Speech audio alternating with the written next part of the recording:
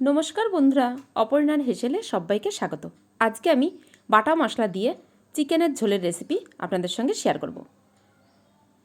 প্রথমে আমি একটা কড়াই বসিয়ে দিলাম, তার মধ্যে দিয়ে দিচ্ছি বেশ কিছুটা সর্ষের তেল, আর তেলের মধ্যে দিয়ে দিলাম অল্প পরিমাণে হলুদ গুঁড়ো। তারপরে আমি আলুগুলোকে ভেজে নিচ্ছি। যেহেতু আমি চিকেনের ঝোলে আলু ব্যবহার করব, তাই আমি প্রথমে আলুটাকে ভেজে নিচ্ছি। আলুটাকে আমি একটু লাল করেই ভেজে নেব। চিকেনের ঝোল বললেও খুব বেশি কিন্তু ঝোল আমি এর মধ্যে দেব না, একটু কষা কষাই থাকবে, সামান্য পরিমাণে গ্রেভি থাকবে।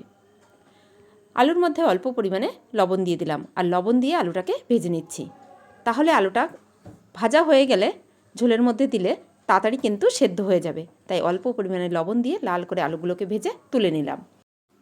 এবার ওই তেলের মধ্যে ফোড়নে দিয়ে দিলাম তেজপাতা, শুকনো লঙ্কা আর অল্প পরিমাণে সাদা জিরে। ফোড়নটাকে ভালো করে ভেজে নিয়ে ফোড়নটা থেকে একটা মিষ্টি গন্ধ ছুটেছে। এবার আমি এর মধ্যে দিয়ে দিলাম দুটো বড় সাইজের পেঁয়াজ, একটু বড় বড় করেই টুকরো করে নিয়েছিলাম, সেই পেঁয়াজগুলোকে দিয়ে দিলাম। একদম মিহি করে কিন্তু কুচিয়ে নিই। এবার এর মধ্যে দিয়ে দিলাম স্বাদ মতন লবণ।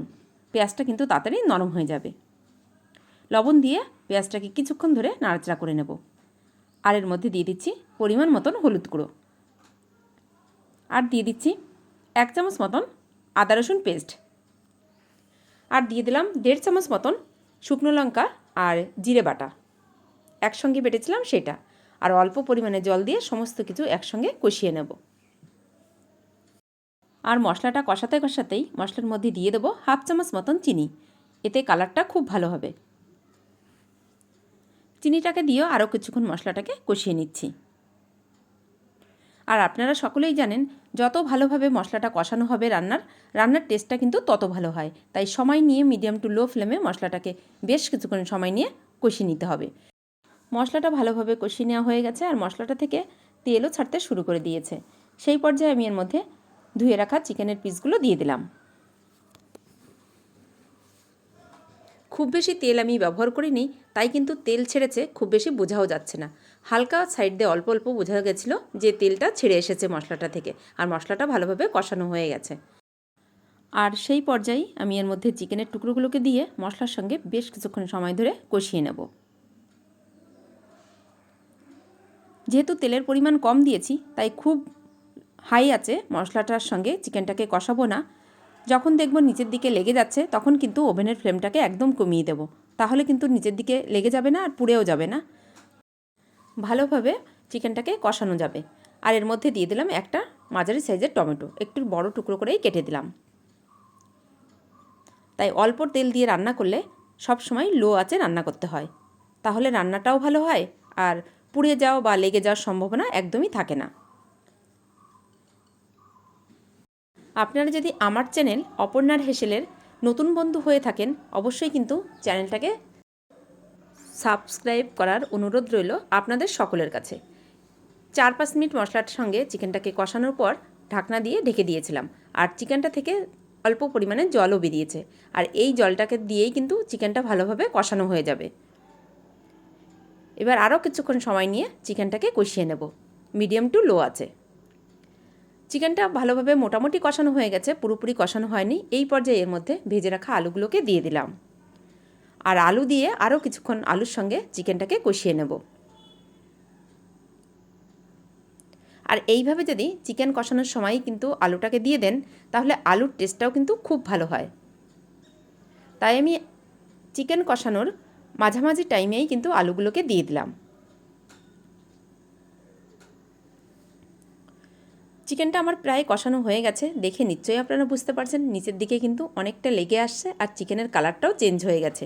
এবার আমি এর মধ্যে দিয়ে দিচ্ছি গরম জল। যেহেতু চিকেনের মধ্যে একটু গ্রেভি রাখবো, তাই চিকেনটার টেস্টটা যাতে ভালো থাকে, তাই এখানে আমি গরম জল ব্যবহার করলাম। আর চিকেনটা ভালোভাবে কষানো হয়ে গেলে এর মধ্যে যদি ঠান্ডা জল ব্যবহার করেন, তাহলে কিন্তু গ্রেভি করার পর চিকেনের টেস্টটা তত ভালো থাকে না। তাই চেষ্টা করবেন একটু গরম জল ব্যবহার করার। ঝোলটা কিন্তু ভালোভাবে ফুটে উঠেছে।